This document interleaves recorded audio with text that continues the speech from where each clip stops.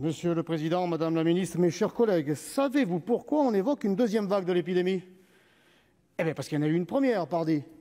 Une première, et vous n'en avez rien appris.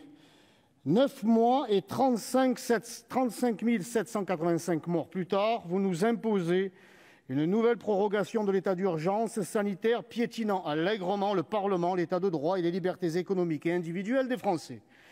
Votre mode de gouvernement, c'est la réaction plutôt que l'anticipation.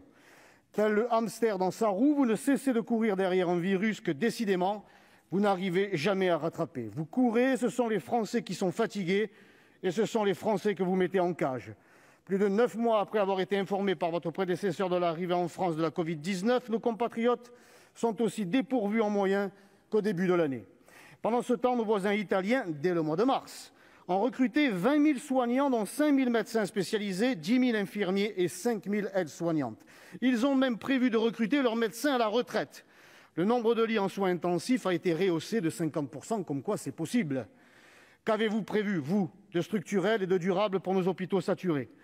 Le rapport du général Lisuré sur le bilan de la gestion printanière du Covid y répond, et c'est un implacable réquisitoire.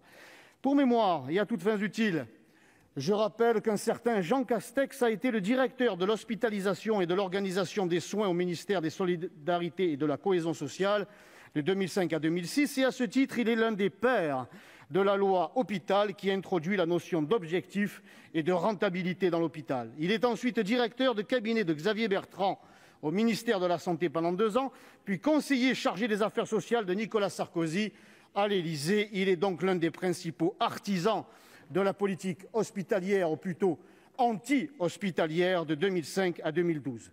Résultat, les opérations sont déprogrammées, des patients mis en danger, notre tissu économique qui se déchire, les droits du Parlement reculent, notre démocratie et nos libertés publiques sont menacées. N'en jetez plus, madame la ministre, la coupe est pleine, vraiment pleine. Vous accorder tout pouvoir sans contrôle jusqu'au 1er avril est inacceptable.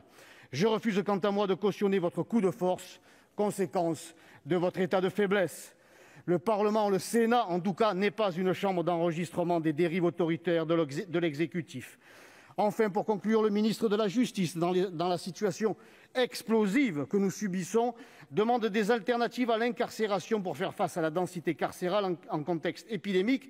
Et tel un vulgaire préfet de police de Paris, le président de l'Assemblée nationale culpabilise à son tour les Français en les rendant d'ores et déjà responsables de leur possible contamination. M. Ferrand n'est plus au perchoir, mais perché au sommet de l'indécence. La coupe est vraiment pleine, madame la ministre. Au bilan sanitaire désastreux qui est le vôtre est venue s'ajouter la perquisition du domicile du ministre de la Santé dans le cadre d'une information judiciaire sur la gestion de la crise.